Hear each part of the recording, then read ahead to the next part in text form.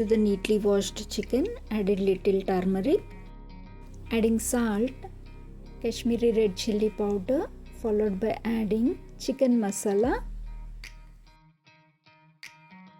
adding ginger garlic paste, mixing evenly, nicely marinated and kept in the fridge for 5 hours. Later, in a plate, added 2 tablespoons of gram flour or besan, 1.5 tablespoon of corn flour, 1 tablespoon of rice flour.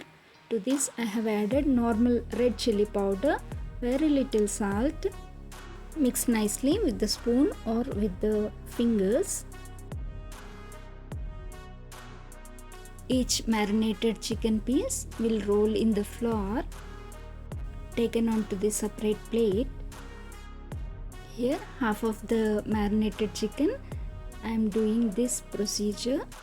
Remaining flour will add directly into the chicken pieces, and now adding the cashew pieces.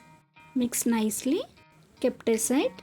Before only at low flame heated the oil.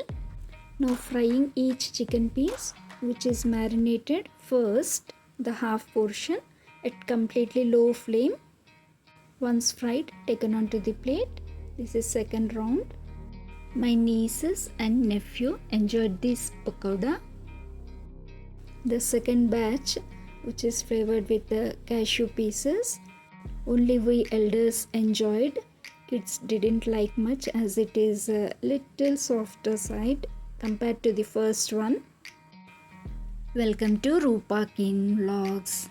Happy Sunday. Thanks for watching. See you all very soon. Bye.